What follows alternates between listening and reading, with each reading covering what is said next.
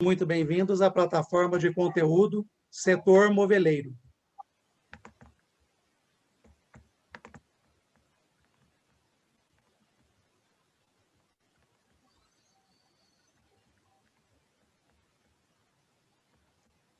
Deu problema de novo, né? Aqui não está passando, eu estou pelo menos... Vocês estão aí, né? Entrou lá e vai entrar de novo. Conteúdo Setor Moveleiro.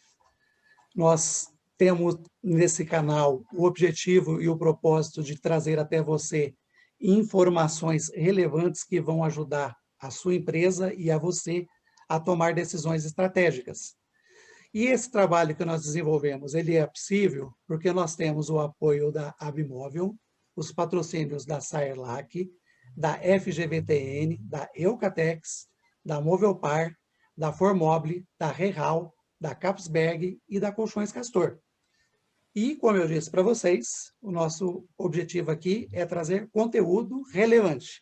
E por falar em conteúdo relevante, nós temos entre nós, hoje, dois nomes que são expoentes do conteúdo estratégico do setor moveleiro, porque eles têm informações que vão fazer muita diferença para você e você vai ter acesso a esses números, a esse detalhe todo que eles prepararam e produziram com tanto carinho a partir de agora. E para começar, então, o nosso trabalho, eu vou chamar para vocês, para conversar com vocês, uma pessoa que já é figura frequente, cativa da nossa grade de programação, a quem eu tenho a honra de andar junto nessa caminhada em favor, em prol do setor moveleiro. Eu estou falando, então, da Andréa Krause. Andréa Krause, muito boa tarde e seja muito bem-vinda. Obrigada, Carlos. Agradecemos a oportunidade de estar aqui falando sobre esses temas importantes e relevantes que podem trazer mais visão estratégica para o negócio dos nossos clientes. Essa parceria com o Newton Guimarães é muito importante para a Eucatex. O Newton é head da Fundação de Dados, ele nos apoia em pesquisas de mercado e dados macroeconômicos, cenários e conjunturas. É uma informação que levamos adiante para os nossos clientes. E hoje, então, eu vou passar a palavra ao Newton. Nós vamos conversar um pouco sobre esse trabalho que nós fazemos em parceria e também trazer algumas informações sobre pesquisas que fazemos com consumidores que reformaram durante a pandemia. Eu acho que é bem interessante e fica aberta aí depois. Quem quiser fazer pergunta, né, estamos à disposição. Newton, é com você. Obrigado, Andréia. Obrigado, Carlos. É uma honra participar e poder compartilhar esses dados com vocês. Eu vou abrir a apresentação, já vou trazer a apresentação. Então, vamos lá. Está aparecendo? Tá. Ótimo. Então, vamos começar com dados do IBGE sobre a indústria moveleira. Depois nós vamos entrar em dados do comércio de imóveis, também do IBGE, fazer uma análise do ambiente macroeconômico, do que impacta a venda de imóveis, materiais de construção, eletrodoméstico e demais itens para o lar. E, para encerrar a apresentação, nós vamos passar por 10 insights que nós colhemos nas mais de 2.000 entrevistas que fizemos em 2020 com consumidores, em grande parte consumidores que compraram móveis para suas residências.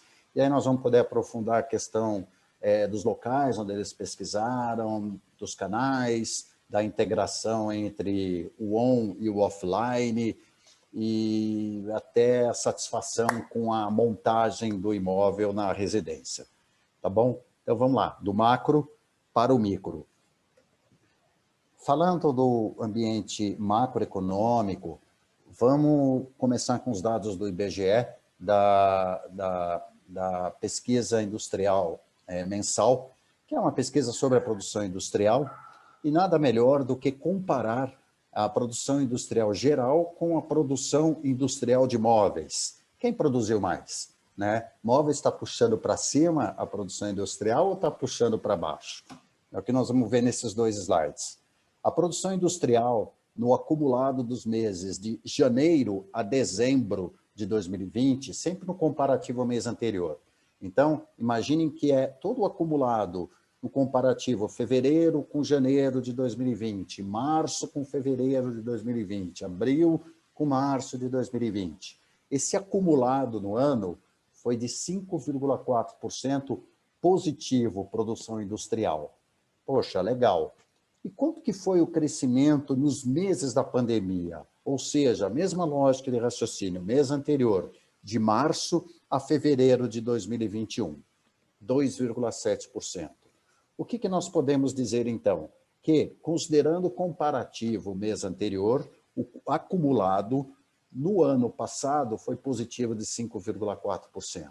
Nós tivemos quedas em março, tivemos quedas em abril, mas depois vejam, nos meses de maio, junho, julho, agosto, sempre ficou positivo, recuperando essas quedas e fechando o ano no acumulado 5,4%. A mesma lógica de raciocínio nos meses da pandemia. Embora aqui esteja negativo, ele foi recuperando nos meses seguintes e ficou em 2,7%. Nós fizemos o mesmo trabalho somente considerando a produção de imóveis. E olha que interessante, a produção de imóveis teve um desempenho muito melhor.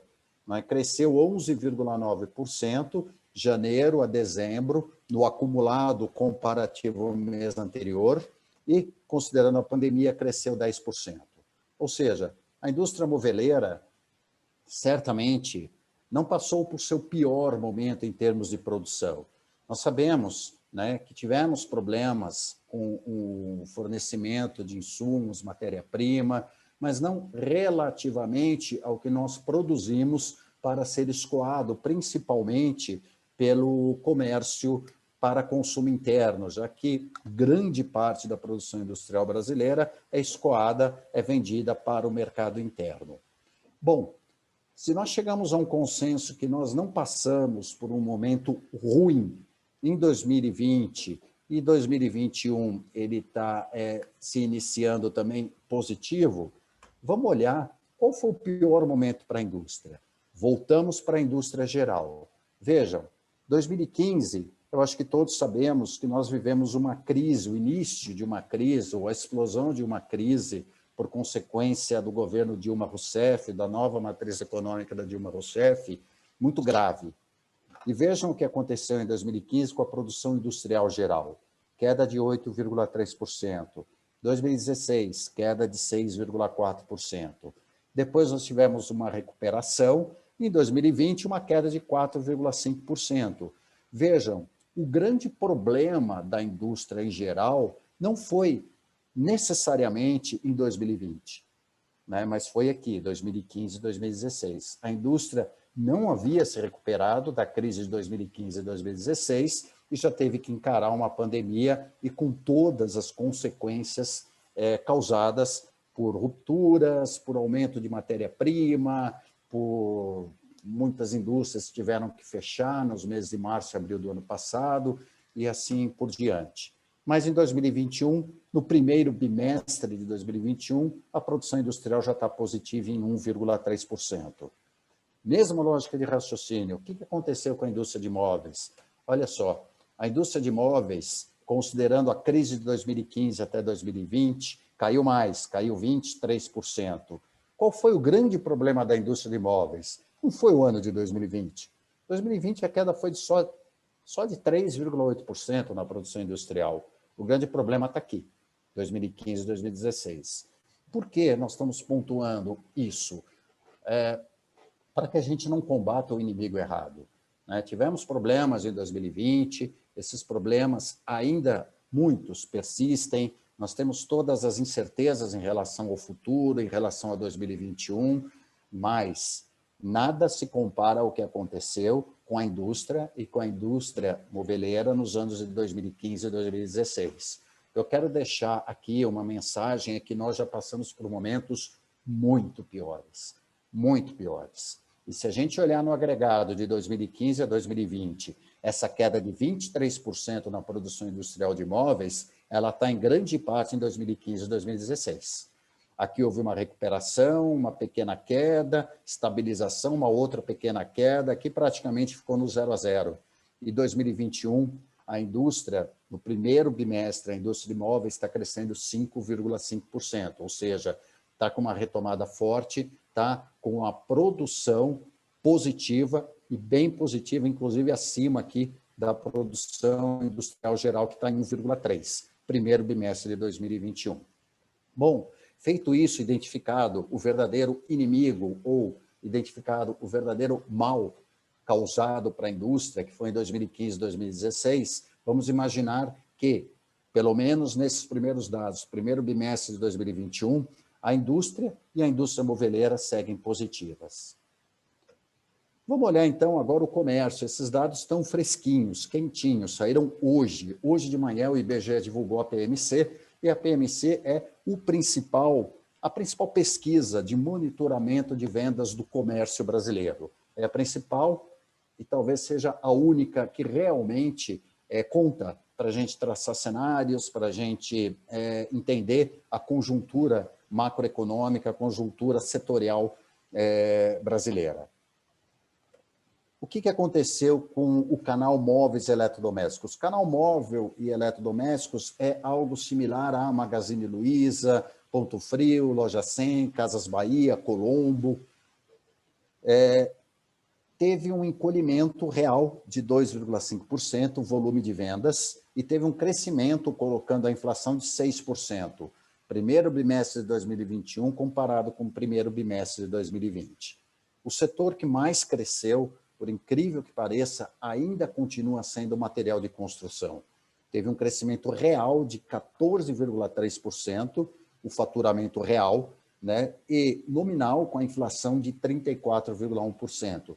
Quando a gente compara o real com o nominal, essa diferença aqui demonstra todo o processo inflacionário pelo qual vem passando o material de construção, muito mais agressivo, inclusive, que o segmento de móveis e eletrodomésticos, que o canal móveis e eletrodomésticos, né? Vocês podem ver que móveis e eletrodomésticos, primeiro bimestre de 2021 comparado com o primeiro bimestre de 2020, decresceu 2,5% e, em termos reais, cresceu 6%.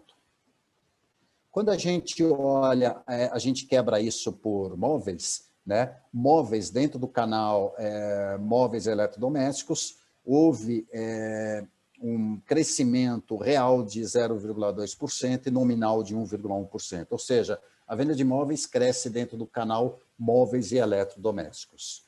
E aqui, vamos olhar o mesmo cenário que a gente olhou, né, na indústria e na indústria moveleira. Ou seja, nós pegamos 2015, a crise anterior, 2016, a crise 2015-2016, e traçamos o agregado desses 6 anos. A produção, a venda, né? A venda de móveis, aí é só móveis, venda de móveis dentro de canais como, por exemplo, Magazine Luiza, Casas Bahia, Loja 100, Colombo, Ponto Frio, encolheu 14,8%. Nominalmente encolheu 8,5%. Mas vejam, em 2020, a venda de imóveis teve crescimento real de 11,9% e teve um crescimento nominal de 6,8%. 2019, positivo, 5,8% real, volume de vendas, 8,4% nominal. Qual foi o problema? O problema foi aqui, 2015, 2016. Ou seja, mesma questão levantada para a indústria moveleira pode ser levantada para o comércio de imóveis. O grande problema, tanto da indústria como do comércio de imóveis, ocorreu em 2015 e 2016. Nada se compara a essas quedas aqui. Olha, você está falando de uma queda, nós estamos falando de uma queda real de 16,5% e logo em seguida uma outra queda de 12,1%, arredondando 28% negativo. A venda de imóveis veio se recuperando nos meses seguintes, um pequeno crescimento aqui, uma pequena queda aqui, um ótimo desempenho em 2019, um ótimo desempenho em 2020 e agora 2021, ela está abrindo praticamente estável. É compreensível, porque a base é alta, não é? A perspectiva para o ano de 2021 ainda é incerta, não é? Nós sabemos que o auxílio emergencial ele foi fundamental para a venda de imóveis, muito mais importante ainda para a venda de materiais de construção, já que a precariedade das habitações brasileiras ela é patente, né? Então, o consumidor, principalmente o consumidor de menor poder aquisitivo, ele deu continuidade a obras ou melhorou a precariedade de seu lar, mas também impactou a venda de imóveis, né? Haja vista esse crescimento de 11,9%, comparando 2020 com 2019, em termos reais, e 6,8% em termos nominais.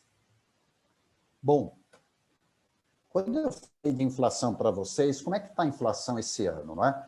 Vamos olhar materiais de construção e depois móveis, né? A inflação Brasil, nos primeiros 3 meses, primeiro trimestre, foi de 2,05%. Esse é o IPCA, a inflação do Brasil. No ano passado, nesse mesmo período, foi 0,53%. Ou seja, nós estamos diante de um processo inflacionário, a inflação está agressiva esse ano. Depois nós vamos ver a projeção do Banco Central para o final do ano. A categoria reparos, que abarca os principais itens de materiais de construção, teve uma inflação no mesmo período, ou seja, primeiro trimestre de 2021, de 2,34%. No ano passado, foi 0,43%. Ou seja, também na categoria reparos, que é material de construção, a inflação está agressiva. Vamos olhar agora o mercado de imóveis, né? De novo, IPCA 2,05, o ano passado 0,53%, categoria mobiliário, uma inflação de 3,17%, maior do que material de construção. Vocês lembram que eu mostrei que material de construção teve uma aceleração muito forte de preço, mas a aceleração começou no meio do ano passado. Já móveis começou mais no quarto trimestre do ano passado, de maneira mais agressiva. Então, agora o preço, né, dos móveis está subindo mais esse ano, subindo mais, inclusive, do que material de construção, puxado principalmente por colchão, com 4,61% de inflação. No mesmo período do ano passado, olha que interessante, a categoria mobiliário estava tendo deflação. E esse foi um comportamento que nós notamos no ano passado. Até abril, maio do ano passado, os móveis eles estavam tendo um processo deflacionário. A inflação de móveis começou mais no segundo semestre e se agravou mais no quarto trimestre. De qualquer maneira, agora, a inflação de imóveis está bastante expressiva.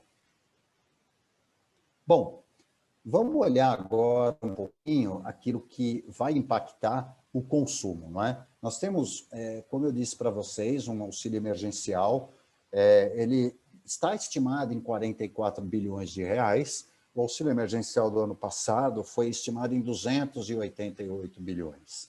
Então, é um auxílio significativamente menor. Nós acreditamos que ele não terá o mesmo impacto, a mesma capacidade de gerar uma bolha e de gerar uma bolha de consumo de materiais de construção, de imóveis, eletrodomésticos, etc. Na melhor das hipóteses, esse auxílio emergencial ele vai compensar as perdas que a economia brasileira está tendo com o aumento do desemprego. Por quê? Vamos olhar para esses dados aqui. Aqui, força de trabalho, sabe o que é força de trabalho? São as pessoas que estão dispostas a trabalhar e as pessoas que estão trabalhando. No último dado do IBGE, isso aqui é PNAD contínua, foi novembro, dezembro e janeiro de 2021, nós tínhamos 100.297.000 brasileiros na força de trabalho. Isso é 1.936.000 a mais do que no trimestre anterior. Mas se a gente comparar com o mesmo período do ano passado, novembro, dezembro e janeiro de 2020, é menos 5.768.000 pessoas. Ou seja, há menos gente trabalhando e há menos gente disposta a trabalhar ou se sentindo animada para procurar trabalho.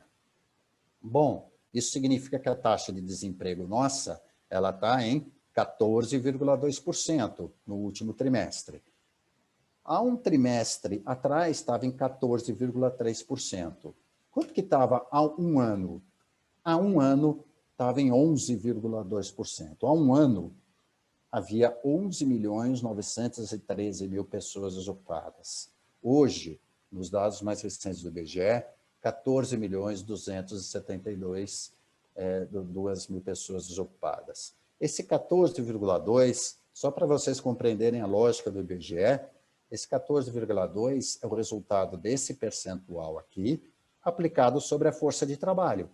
Esse 100.297, 14,2 estão desempregados, dá 14.272 milhões de pessoas desocupadas. Por isso que hoje em dia, talvez não seja essa a melhor maneira de enxergar o mercado de trabalho. Por quê?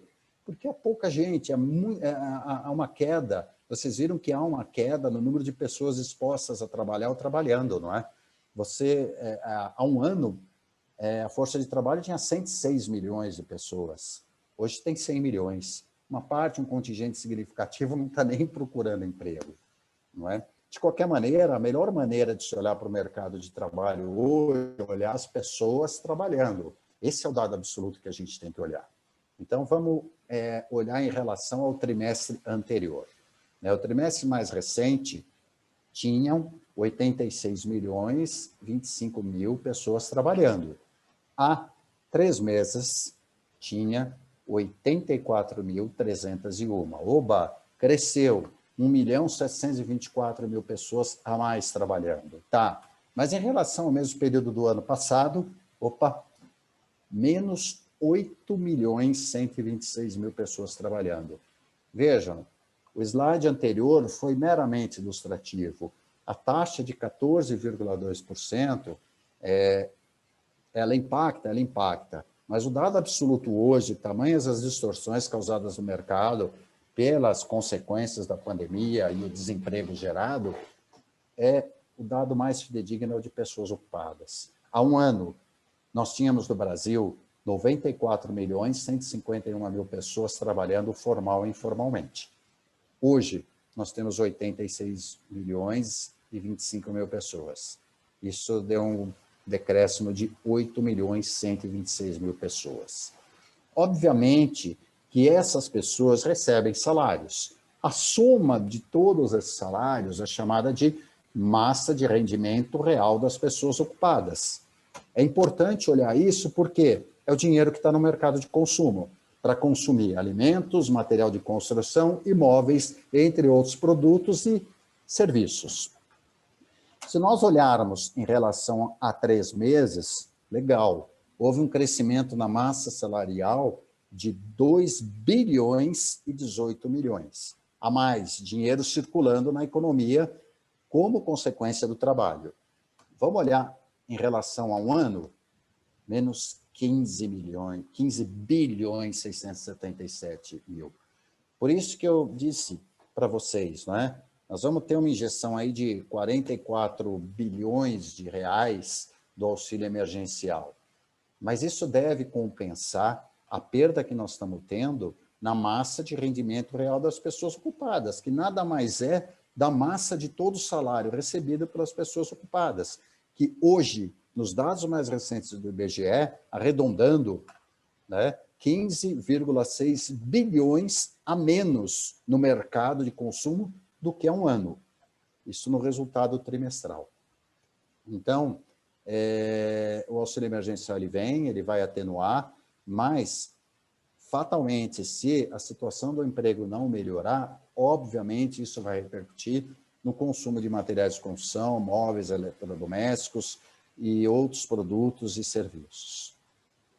Bem, outro fator que influencia o consumo é confiança. Consumidor confiante, compra. Consumidor sem confiança, ou guarda dinheiro ou não compra, porque às vezes nem consegue guardar dinheiro. Quando a gente olha o índice de confiança do consumidor, e aqui é a Fundação Getúlio Vargas, todos os dados anteriores eram do IBGE. Agora nós estamos pegando dados da Fundação Getúlio Vargas. Confiança do consumidor, o dado mais recente é o de março, estava 12 pontos abaixo de março do ano passado.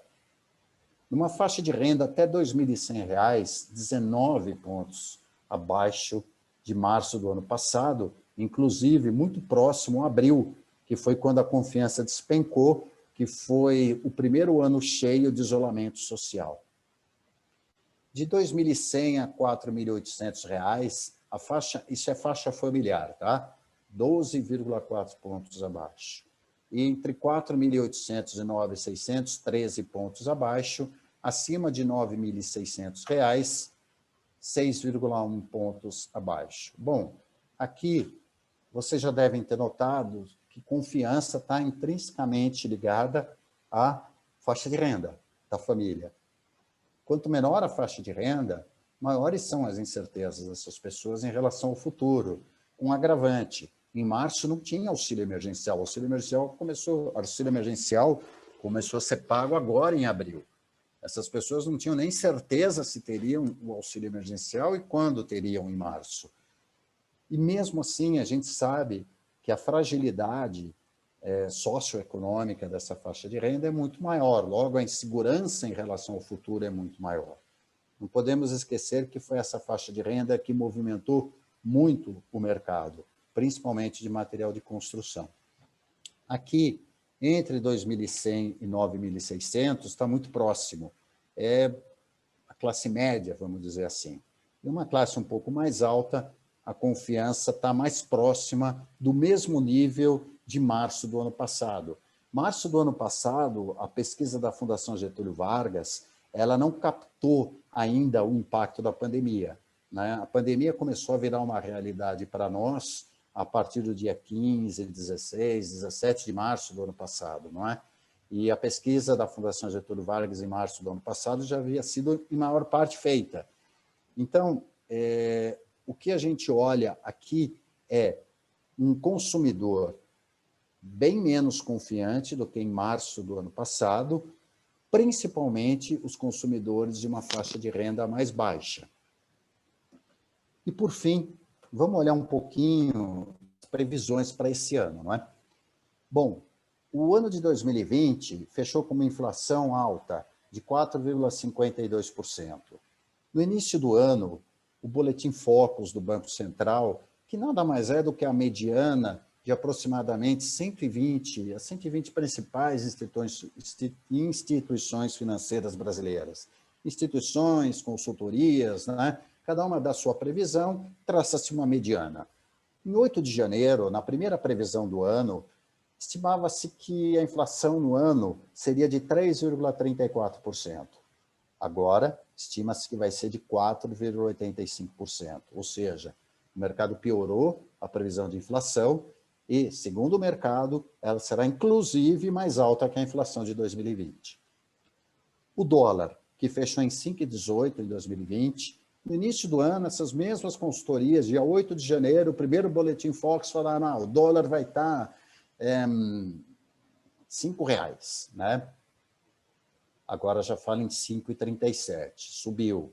A taxa Selic, que fechou em 2% em 2020, primeira previsão, 8 de janeiro, a taxa Selic vai estar 3,25%. O Boletim Focus já está falando, opa, aqui é 9 de abril, tá? 4 meses depois. Passado 4 meses, 5,25%. Taxa Selic subindo, o crédito para o consumidor também fica mais caro. A produção industrial fechou em 4,5% negativa em 2020. O Boletim Focus falava em 8 de janeiro, vai crescer 4,78%. Agora, uma notícia boa, já estão falando que vai crescer 5,39%. E, por fim, o PIB, que fechou 2020 em 4,1%. No primeiro relatório do ano, o Boletim Focus apontava para 3,41%, agora aponta para 3,08%. Ou seja, a previsão do PIB, de crescimento do PIB, ela piorou. Mas, de qualquer maneira, vamos dizer que cresça 3,08%, 3,08%. Praticamente, a gente vai ficar no 0 a 0 no biênio 2020-2021. Por quê? Porque esses 3 sobre esses 4 vai deixar um resultado próximo negativo de 1%, o que não seria um mau negócio. Se crescer 3,1%, não é o melhor dos mundos, mas também não é o pior dos mundos. Bom, essa é uma visão macro, não é? O que a gente tem hoje é um desemprego alto, é uma queda da renda, uma confiança baixa e um auxílio emergencial que vem para compensar e ajudar nessa transição para que o impacto não seja muito grande na cadeia de consumo. Estima-se que nós começaremos a comparar a base inflada de 2020 a partir de maio, e muito provavelmente o comércio de material de construção, móveis, eletrodomésticos, deve começar a apresentar taxas negativas de crescimento, porque vai se comparar com uma bolha do ano passado. Mas, por hora, o que a gente vê, que a gente tem de dados reais os móveis, eles estão tendo um crescimento de 0,2% real, né, no comércio de móveis está crescendo, primeiro bimestre de 2021, e a indústria moveleira está crescendo 5,5%, ou seja, segundo o IBGE, primeiro bimestre de 2021 foi bom, tanto para a indústria como para o comércio de imóveis. As incertezas são grandes, mediante o quadro que eu descrevi para vocês, a conjuntura que eu descrevi para vocês para os próximos meses. Milton, só fazendo uma observação, que eu acho que é Pois não. interessante, que também a gente espera que o nosso setor ele seja um setor beneficiado do ponto de vista de consumo ainda, por conta das pessoas continuarem dentro das suas casas, né? Então, pode ser que ainda esse ano, ou esse período até a vacinação acontecer de fato, ter um reflexo na economia, talvez ainda o consumidor esteja querendo melhorar a sua casa, melhorar o seu lar, e aí talvez a gente consiga ter talvez uma visão maior aí nos próximos trimestres de como isso vem em termos de expectativa de consumo, né? Eu acho que a gente espera, apesar do cenário incerto, que isso continue sendo positivo para o setor moveleiro, né? Ok. O fato das pessoas estarem ainda mais em casa, não poderem viajar, não poderem ir para um teatro, para um cinema, para um show, é um fato positivo, sim, que o consumidor pode estimular o consumidor a comprar móveis e eletrodomésticos que ele eventualmente ainda não tenha comprado, né? Eu acho que a primeira onda foi muito mais forte, mas ainda é um fator positivo que pode ajudar no consumo, sim. E ajudaria mais ainda se as lojas físicas estivessem abertas, né? É importante frisar para vocês que os dados apresentados do comércio, eles contemplam o físico e o virtual, os dois ambientes. O IBGE, quando monitora o ambiente nacional, ele está monitorando as vendas físicas e virtuais. Então, quando a gente olha aquele resultado, o material de construção crescendo 30 e poucos %, tudo, e imóveis crescendo um pouco menos, a gente vê que não é porque as lojas de materiais ficaram mais tempo abertas do que o comércio de imóveis, mas eu acho que principalmente porque o consumidor, e aí só falando do consumidor de baixa renda, né, ele deu continuidade a obras que ele havia começado, esse dinheiro ele vai acabar, né? Mas o fato dos consumidores, principalmente de classe média alta, classe alta, estarem mais tempo em casa, isso é, sob o aspecto comercial, apenas sob o aspecto comercial, positivo para a venda de imóveis, sim. Okay. Bom, vamos seguir um pouquinho. Agora nós vamos apresentar dados primários. São dados que nós fizemos, são aquelas 2.000 entrevistas que eu falei para vocês no início da apresentação. Nós escolhemos 10 insights, nós colhemos 10 insights, que são 10 reflexões dos consumidores de imóveis nesse ano atribulado que a gente teve, não é? Então, aonde essas pessoas consultaram? Quais foram os meios mais consultados antes de comprar móvel? Bom, nós estamos falando de consumidores que, basicamente, essa é a pesquisa 1, 2020. Então, essa pesquisa ela não contemplou o isolamento social, ela contemplou um consumidor que tinha comprado móvel no período de 2019, maio de 2019, abril de 2020. Ela pegou um rabicho da pandemia, do início do isolamento social. Mas por que nós estamos trazendo esse dado? Porque é um dado importante para mostrar a importância, mesmo dentro de um contexto normal, até pré-pandêmico, dos sites, dos magazines e do site dos fabricantes, que foram os dois meios mais usados para pesquisar móveis antes da compra. Veja, se antes da pandemia já existia esse comportamento, imaginem vocês como esse comportamento será de agora em diante. Não é? Os 3 meios mais consultados foram sites de magazines, os e-commerces, né? Sites dos fabricantes de móveis, obviamente que aí não vendem, e o showroom das próprias lojas. Você tem, então, obrigatoriamente que pensar, né, em como alinhar esses canais, em como fazer com que eles atuem de maneira complementar. Né? O site do magazine, com o site do fabricante, com o showroom. Outros meios importantes, pré-pandemia, YouTube, Instagram, Facebook, Pinterest. Vejam, dos 7 principais meios consultados para venda de imóveis, né? E aqui a pergunta é bem essa, né? Onde você pesquisou antes de comprar o móvel? Você comprou o móvel, mas você pesquisou aonde? Os 7 meios mais consultados, 6 são digitais. E aí entra essa questão.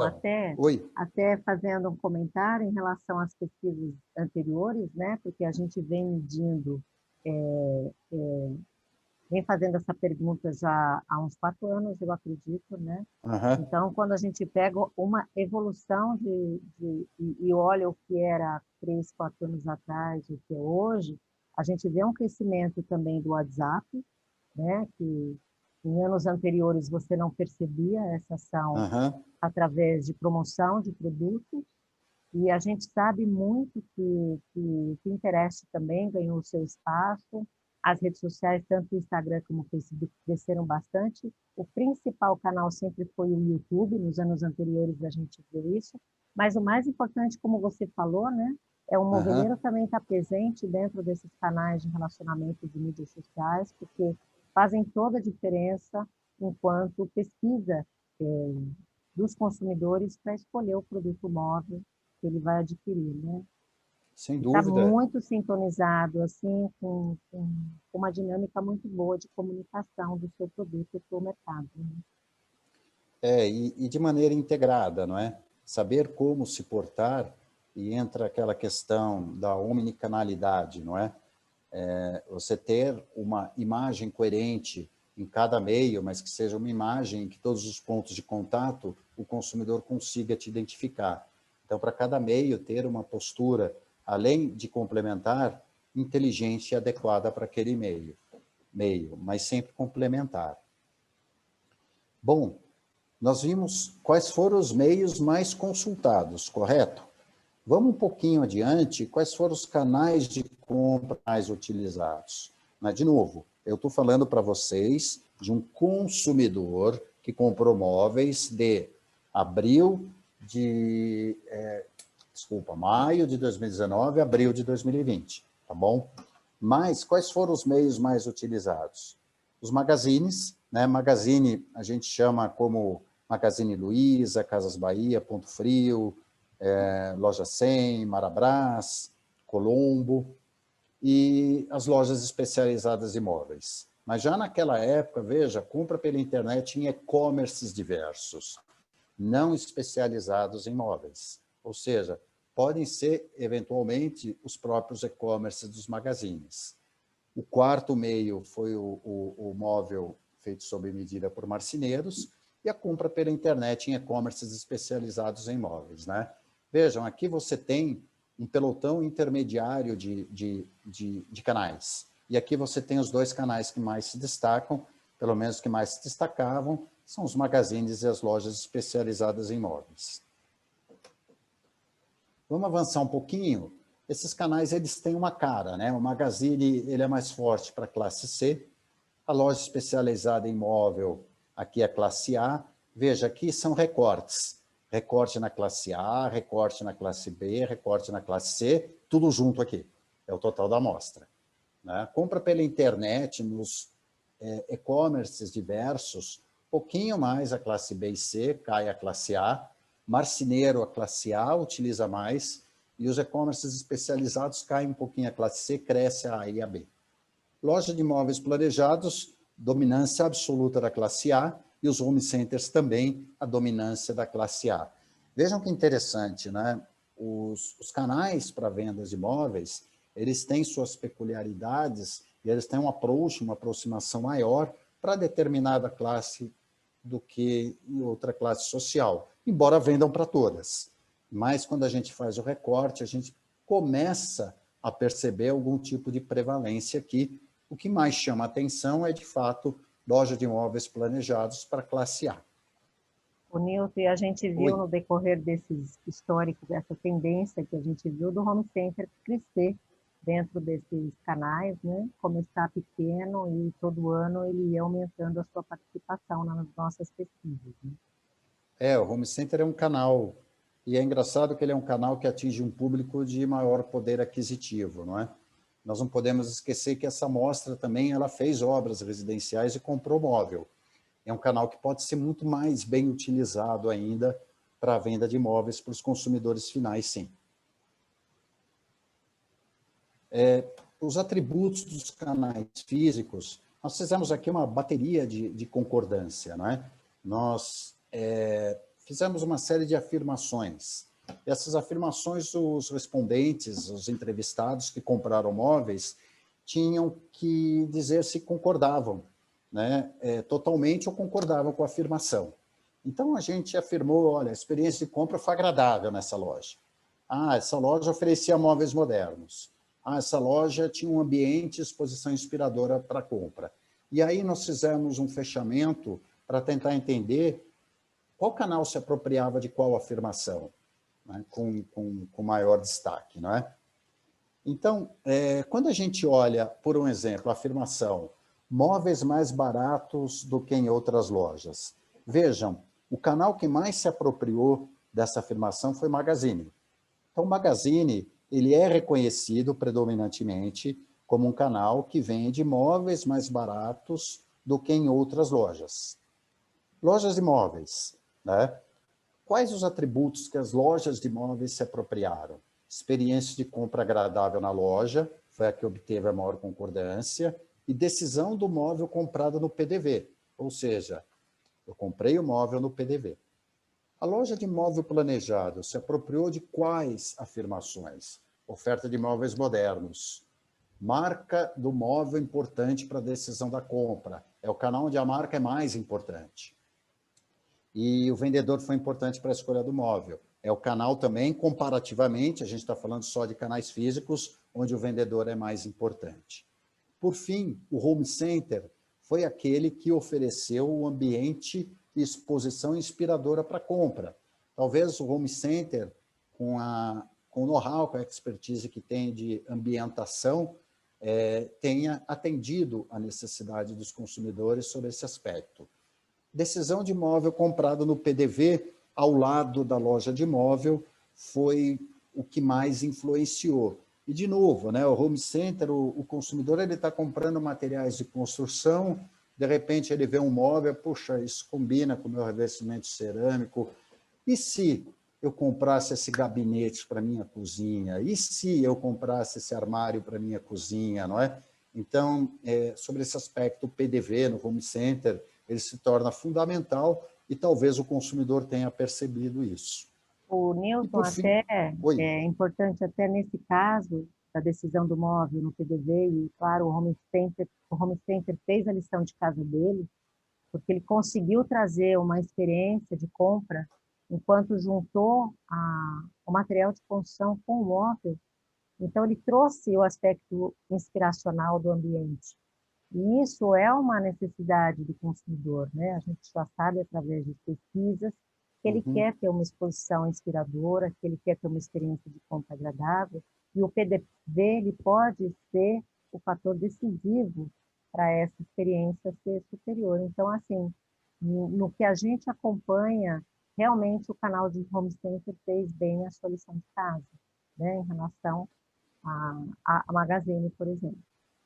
E é um canal promissor, né? Que eu acho que tem um potencial muito grande de crescer, e principalmente, não digo canibalizar a venda da loja de imóveis ou do Magazine, não é?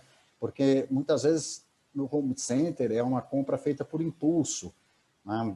Essa situação hipotética, não é? Eu estou comprando um revestimento cerâmico, eu vim para cá para comprar um revestimento cerâmico, comprar argamassa, comprar rejuntamento, mas, poxa, meu gabinete não está legal. Então, a ambientação, como a Andrea falou, é importante em todas as lojas físicas, sem dúvida, né? No home center, eu acho que ela desempenha um papel fundamental, porque ela, justamente, ela pode gerar essa compra por impulso. E ele trouxe muito esse cenário de cozinhas muito fortes, peças compactas, área de serviço, enfim, ele cresceu um pouco esse range de produtos, né? Exatamente. E tem um potencial bastante significativo para continuar crescendo. E justamente os home centers, né, se apropriaram, não tinha o que queria, comprei o mais barato, compra do mais barato, né? Então, veja, eu acho que isso só reforça o que nós acabamos de dizer.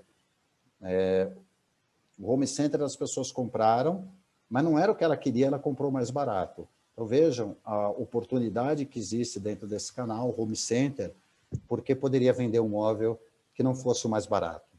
Mas não tinha o que eu queria, eu comprei o mais barato. Aonde que essa afirmação fez mais sentido para o consumidor do home center? O Nilton, Então, e mais até uma informação que eu acho que é importante a gente colocar na loja de planejados, porque entende a marca e o vendedor como papel relevante no processo de compra, né? Em detrimento dos outros canais. Eu acho que esse é um fator também muito importante de se pensar do ponto de vista de magazine, né? Que as pessoas buscam orientação e realmente o tipo de serviço oferecido por esse canal é excelente, né? Comparado, é um exemplo comparado aos demais canais. Né? é o que mais se apropria, não é? Ele se apropria de marca e o vendedor foi importante para a escolha.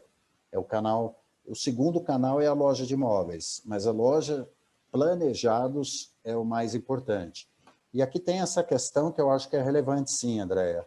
O Magazine é o que menos se apropria do vendedor importante para a escolha do móvel. E aí ele tem 46,7, menos do que o Home Center com 48,7, bem menos do que a loja de planejados com 60,2. Eu diria que esse aqui é um item a ser muito... Eu acho que todos os itens podem ser trabalhados no canal Magazine, mas o canal Magazine é o no qual o vendedor importante para a escolha do móvel obteve o menor grau de concordância. Não foi importante quando comparado com os outros 3 canais. Ok? Bom, vamos falar um pouquinho de omnicanalidade. Como eu disse para vocês, nós fizemos a pesquisa 1 2020 e pesquisa 2 2020. Na pesquisa 1 2020, quem comprou pela internet, esse aqui é o perfil. Olha, quem comprou móveis, de maneira geral, esse é o perfil. 78,6% compraram em loja física, sendo que 58% só compraram na loja física, 20,6%, eu combinei a física com a virtual. Esses são os omniconsumidores.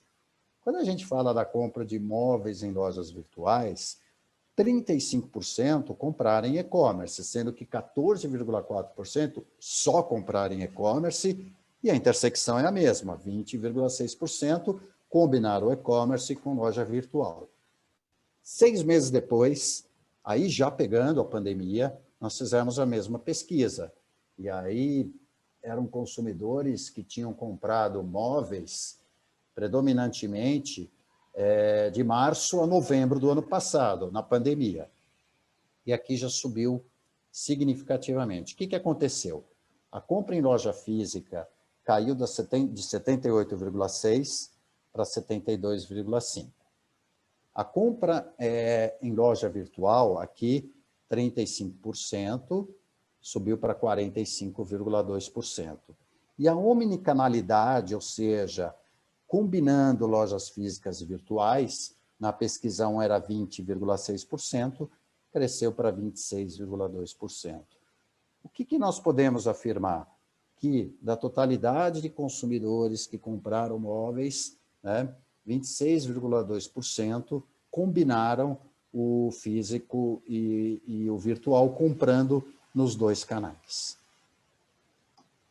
De qualquer maneira, o que nós vemos como tendência, né? Loja virtual cresceu, foi de 35 para 44,2, loja física caiu, foi de 78,6 para 72,5, e a omnicanalidade, ou seja, mesclar os dois canais, foi de 20,6 para 26,2%.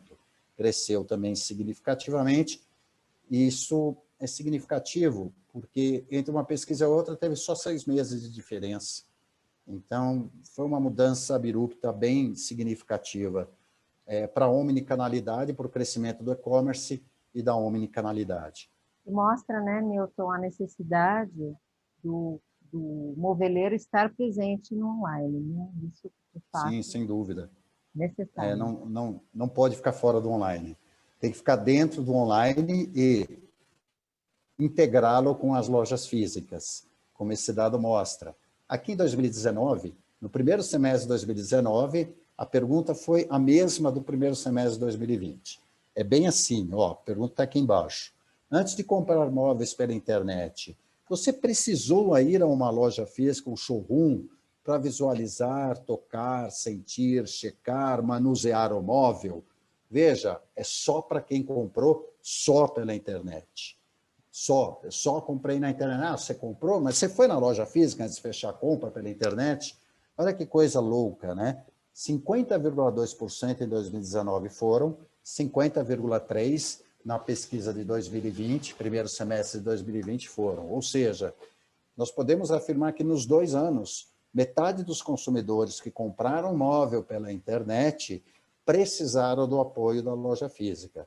Isso vai ao encontro do comentário da Andréia, que é importante ter uma operação competente física, é importante também estar no e-commerce, é importante integrar.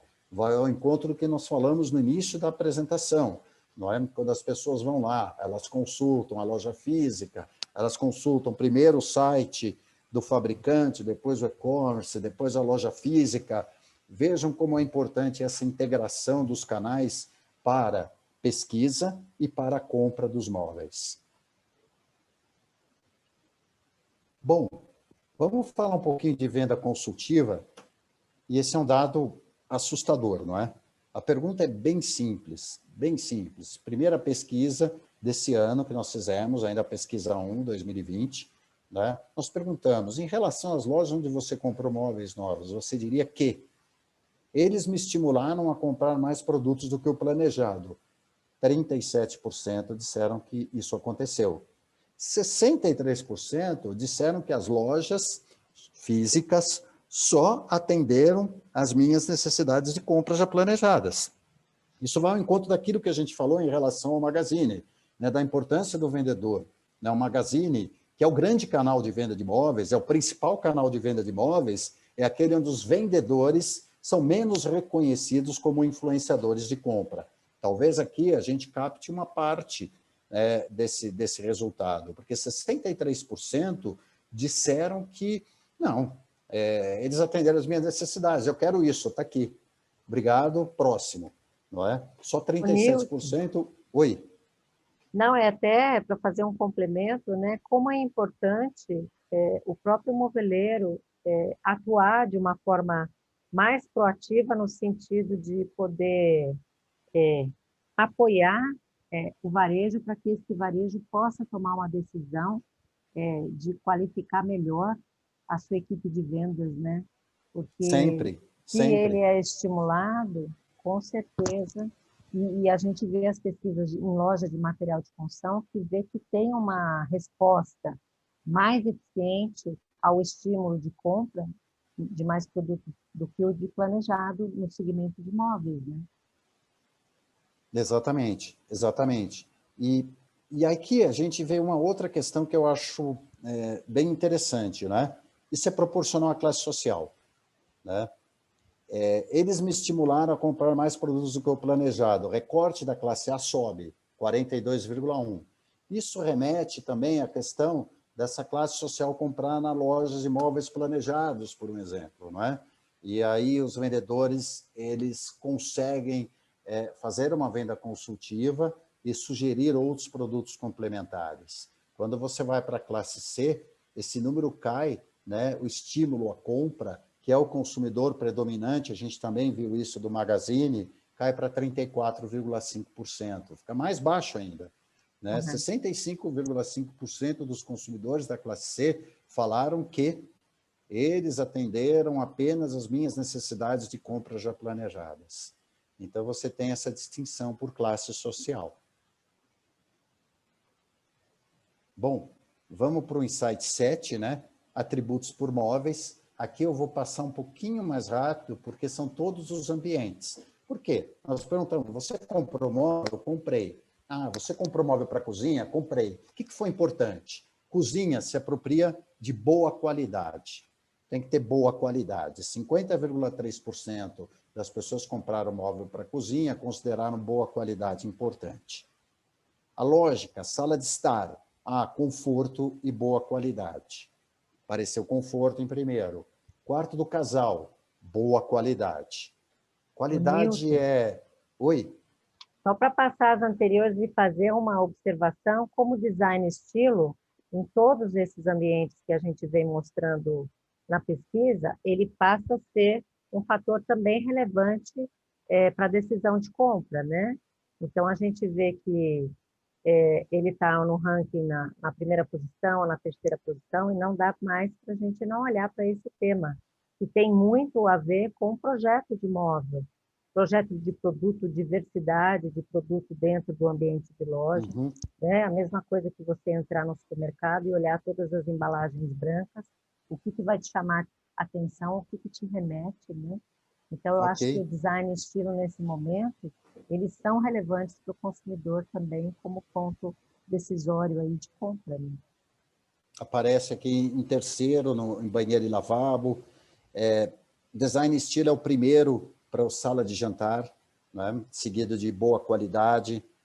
Boa qualidade é o primeiro para a área de serviço. Boa qualidade, preço acessível, design e estilo, como a André falou, aparece em terceiro, para o quarto dos filhos.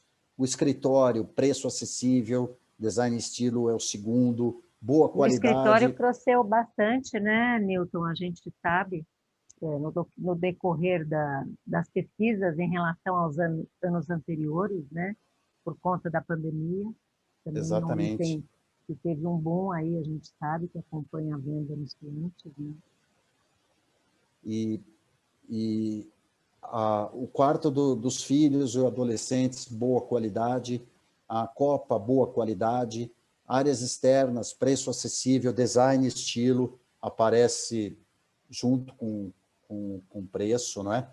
Então, aqui, o que a gente fez, né, para consolidar esse dado?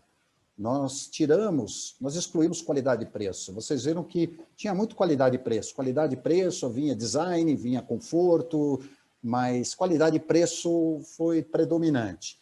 Tá, qualidade e preço a gente chamou de razões commodities, né? Aparecem sempre e a pessoa responde de olho fechado. O que você prefere em tal produto? Qualidade e preço, qualidade e preço. Vamos tirar isso e olhar o que mais chamou a atenção por ambiente, né? Sala de estar, tirando qualidade e preço, muito forte, conforto. Quarto do casal, tirando qualidade e preço, muito forte, conforto.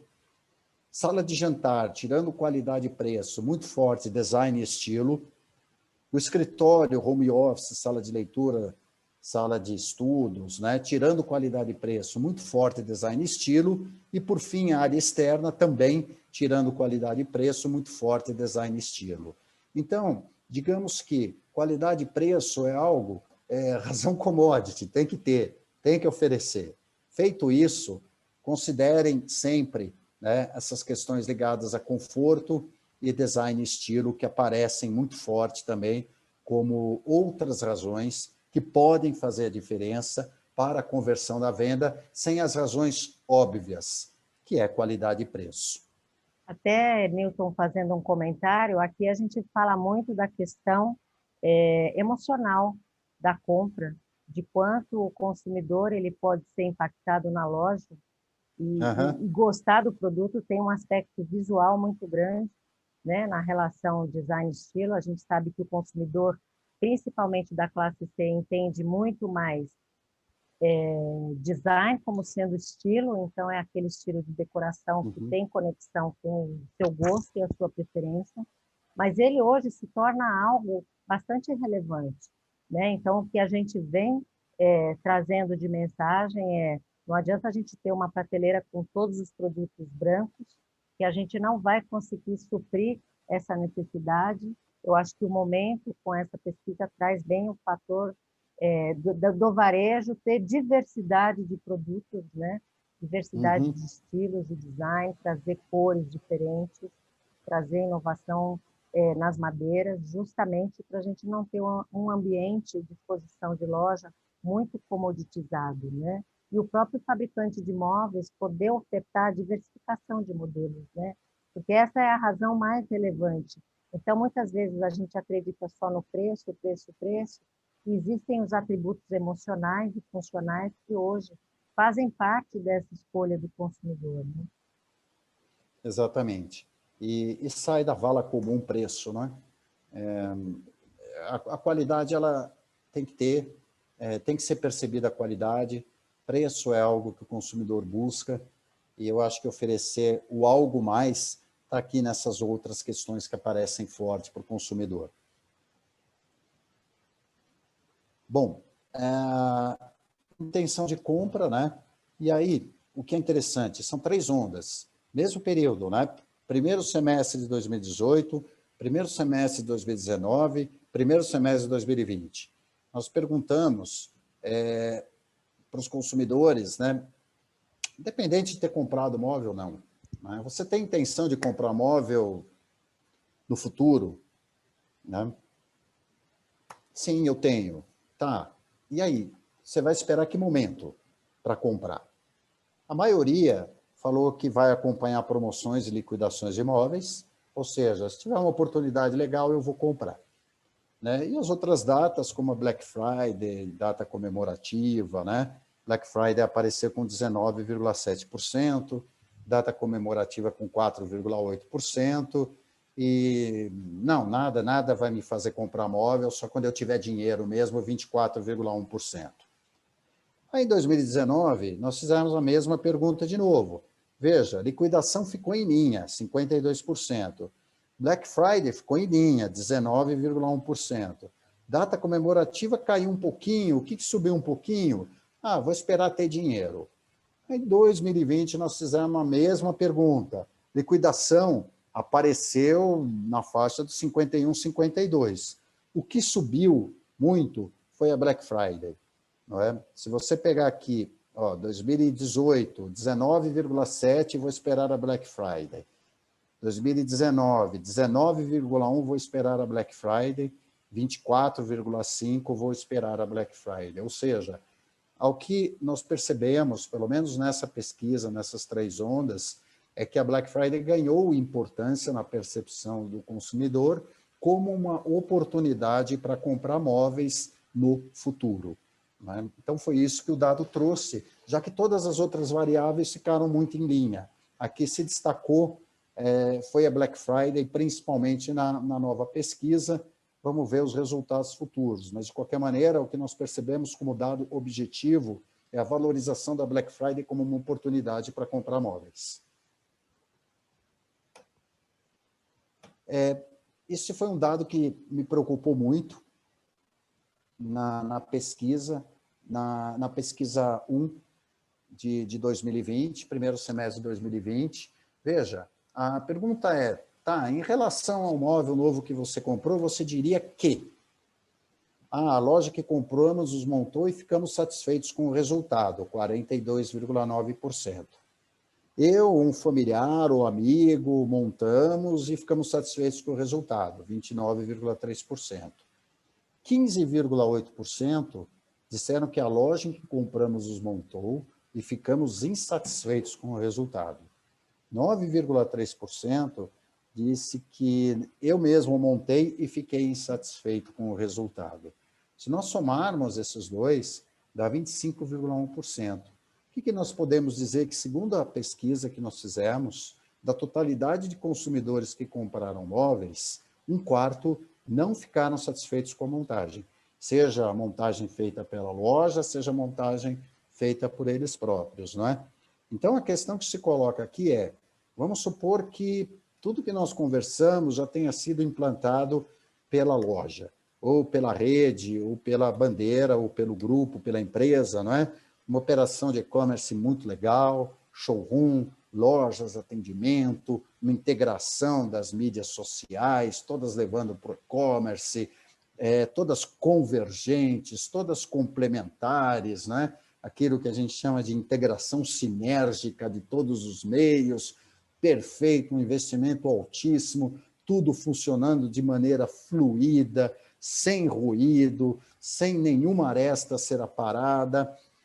E aí chega no momento da montagem, vai lá uma equipe, monta e deu tudo errado, ou então o consumidor vai montar sozinho e deu tudo errado. Ou seja, todo esse investimento que foi feito, muito bem feito antes, ele é perdido com essa última impressão que ficará na mente do consumidor. Nilton, a gente tem duas questões aí que são importantes, só para complementar esse último slide que você passou, é que, infelizmente, tem muitos móveis que não foram projetados para serem montados pelo consumidor, né? É o que a gente chama da logística, de você pensar num projeto de produto em que o consumidor vai montar esse produto, consumidor que às vezes não tem conhecimento. Então, isso é um fator muito importante, principalmente no online, né? E muitas vezes o consumidor mesmo monta seu móvel e a indústria tem que se apropriar de um projeto que seja viável. E a outra questão realmente é a terceirização de montagem, que pode vir a trazer consequências no pós-venda de insatisfação mesmo. Isso não é um problema de hoje, isso é um problema que vem já há algum tempo e que fere, agride a imagem de qualidade do produto. E muitas vezes a matéria-prima ela é penalizada por conta disso, e isso às vezes é realmente um projeto inadequado de ferragem, fixação, enfim, é todo um contexto aí de desenvolvimento de produto, de engenharia de produto, que desqualifica também a sua montagem dentro da qualidade de mão de obra que a gente oferece hoje. Então, esse assunto é extremamente importante para uma melhoria, porque pensar numa melhoria no médio prazo, né? E quando a gente quebra por classe social, não é? Nós fizemos essa quebra, né? Quando a gente fala da classe A, essa insatisfação, seja com a montagem feita pela loja, seja com a própria montagem, fica em 18,7%. Lembrem-se, o total é 25,1%. Aqui nós estamos quebrando por classe social. Quando a gente pega só a classe B, vai para 22,5%. Quando a gente fala da classe C, 27,6% dos consumidores da classe C ficarem insatisfeitos. Então, você tem aqui, de novo, essa questão que ela está ligada à classe social. Insatisfação da classe A, insatisfação da classe B, insatisfação da classe C.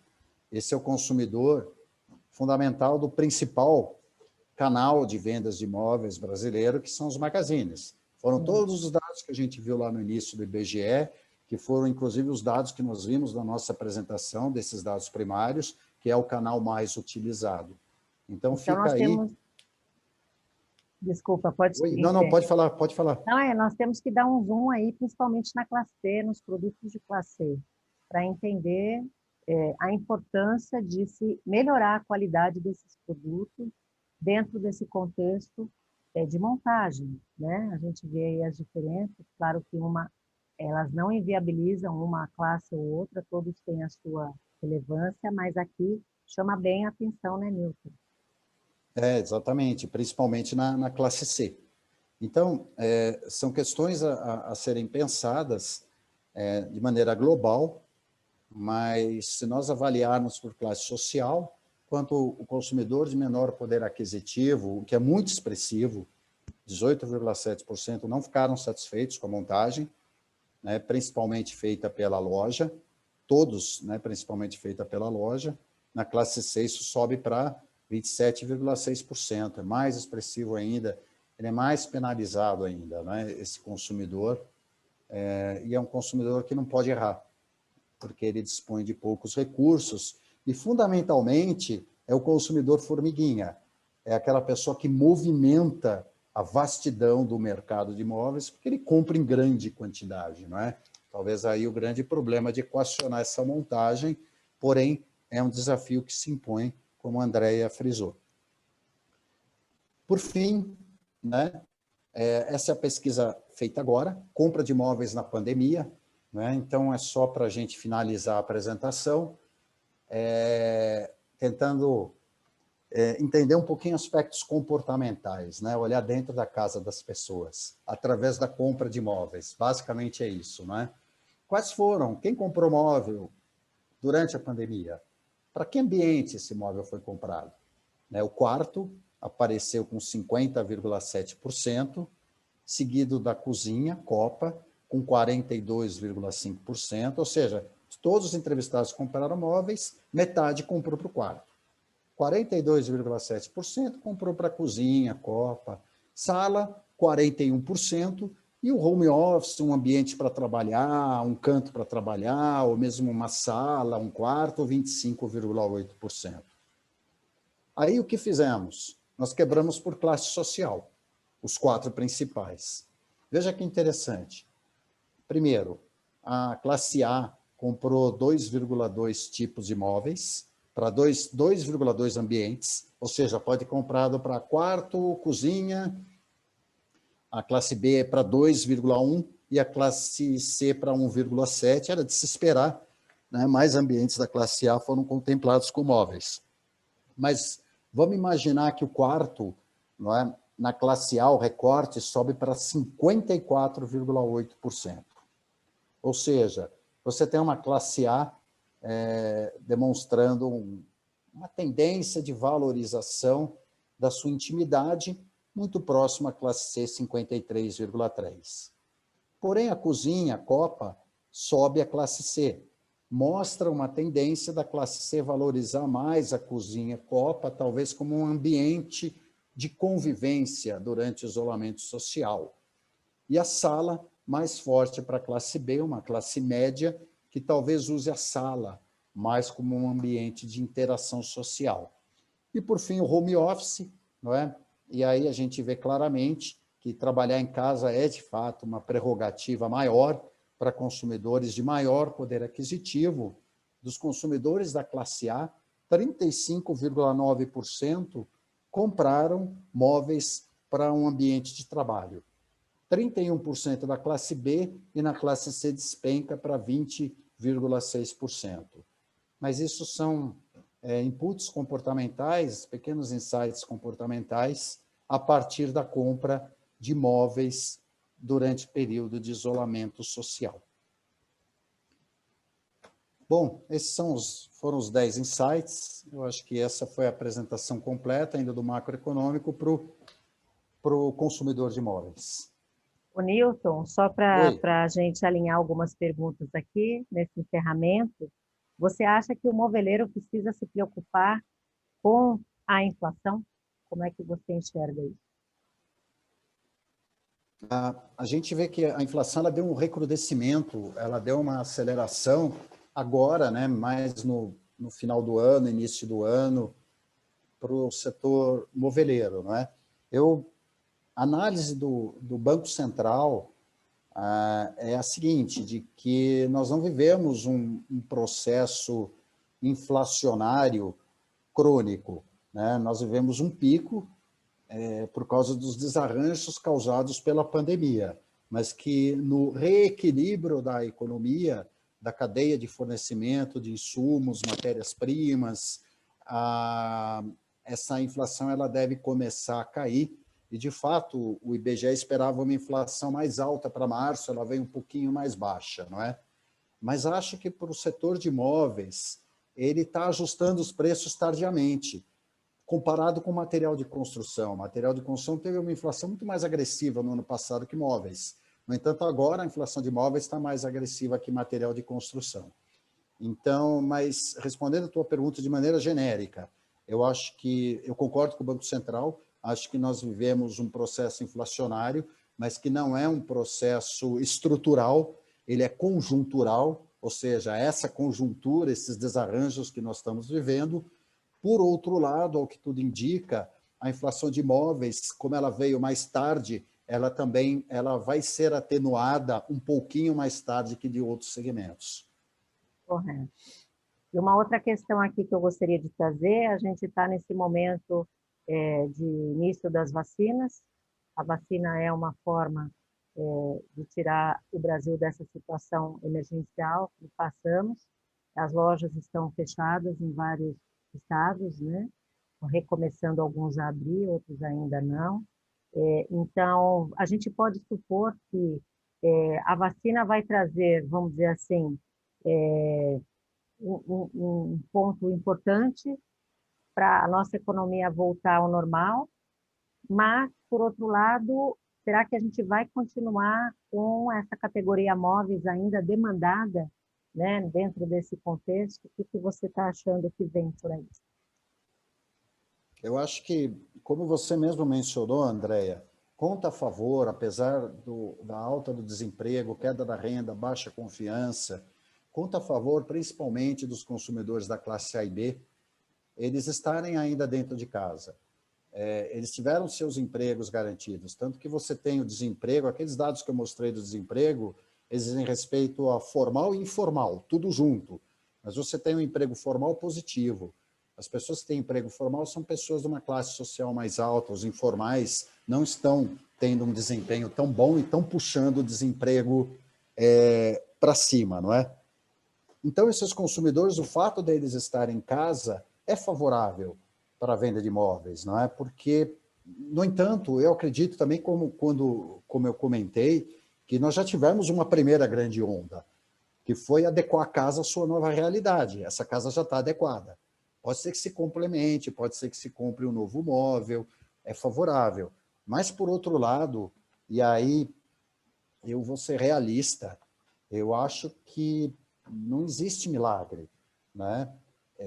Nós vivemos uma bolha de consumo de materiais de construção, móveis, eletrodomésticos, eletroeletrônicos.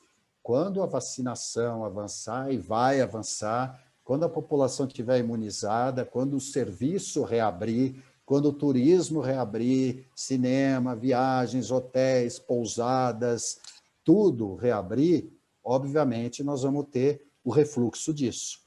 E muito provavelmente isso será prejudicial para a venda de materiais de construção e imóveis, porque as casas já estarão equipadas. Quem tinha que arrumar a sua casinha já arrumou, não é? Quem tinha que preparar a sua casa para ficar em casa já o fez. Quem tinha que usar o auxílio emergencial já o usou, né? E reabrindo, é natural que haja um sair de casa. E esse sair de casa provavelmente não será benéfico para todo o comércio de itens para o lar, inclusive imóveis. Está ótimo, Newton.